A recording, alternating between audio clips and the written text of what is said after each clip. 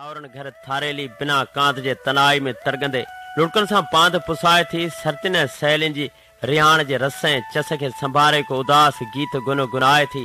तॾहिं मुंहिंजो सहरा सुरके थो।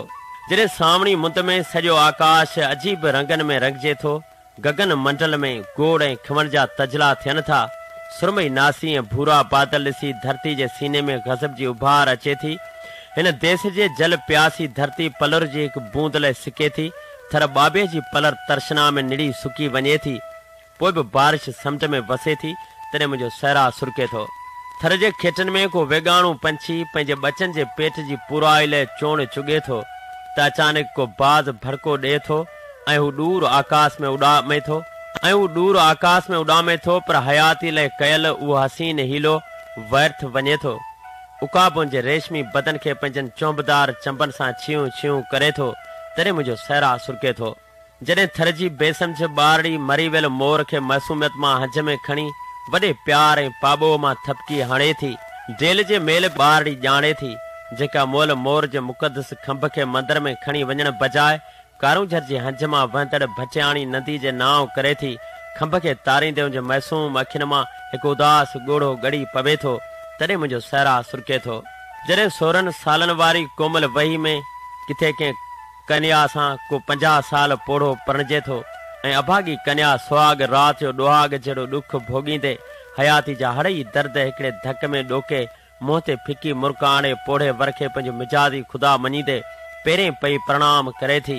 तॾहिं मुंहिंजो सहरा सुरके थो। जॾहिं गुरबत जी जंड में पीसजी ग़रीब मज़दूर सॼो ॾींहुं हमालिया चढ़ी हमाली करण खां पोइ बि महांगाई सबबि संझा वेले ख़ाली हथे घर मोटे थो। घर जे आगर में मिटी सां खेॾींदड़ मिटी आणा ॿार पोरियत पीअ जी आजा लाइ डोड़ी संस गदली चोलीअ सां चिंबड़ी पवनि था ऐं हू मोट में फ़क़ति खिल जी ख़र्ची ॾिए थो। जॾहिं कंहिं ग़रीब ॿार खे संदसि माउ सुबुह सवेल संभराए स्कूल मोकिले थी, उन आस्ते ते इल्म जा ॿ अखर सिखी संस हुनार फर्ज़ंद सभई लुड़ लाहींदो। ॿार बिना स्लेट ऐं पैन जे ज़हनी शऊर सां तइलीम प्राइण ऐं मुल्की वकास में विख वधाइण लाइ सराय सां स्कूल वञे थो, पर बासर मास्तर उनखे इल्म जा 2 शब्द सेखारण बजाए ग़रीबी जो फ़ाइदो वठंदे बेगुनाह ॿार खे शरारती जो लक़ब ॾेई वॾे ज़िद सां मारींदे मासूम ॿार जा हथ रतो रत करे थो। तॾहिं मुंहिंजो सहरा सुरके थो। जॾहिं हारायल जुआरी जहिड़ो जीवन घारींदड़ मुंहिंजी मुमी मारवड़नि जे मेरनि वॻनि चीड़ पियल चगुनि ऐं उघाड़नि अंगनि ते को तवंगर बिनई नसण जोॻो भोग कंदे थरे जो लक़ब ॾेई थुकारे थो। तॾहिं मुंहिंजो सहरा सुरके थो। जॾहिं ज़िंदगी जो गाॾो गेलण लाइ कंहिंखां व्याज ते कर्ज़ खणंदड़ ग़रीब ॾोथी परेशान थिए थो, संस पति वरिता ज़ाल पंहिंजी पति जी पत रखण लाइ नक मां नथ लाहे ॾिए थी ऐं ग़रीब ॾोथी पंहिंजे प्राणनि खां प्यारी पत्नी जी नथ विकिणी कर्ज़ चुकाए थो त समाज उन ते बेहुदा ठठोलियूं कंदे कमचोर या निभागे जहिड़ा लक़ब ॾिए थो। तॾहिं मुंहिंजो सहरा सुरके थो। तड़ तड़ ते तड़गजण बजाए हिकिड़ी मोहबत जी मानसरोवर मां मोहबत जा मोती चुगण जी मन भावना रखंदड़ कंहिं हंस सां महबूब बारिशनि जा बेवफ़ायूं करे थो त मुंहिंजो सहरा सुरके थो।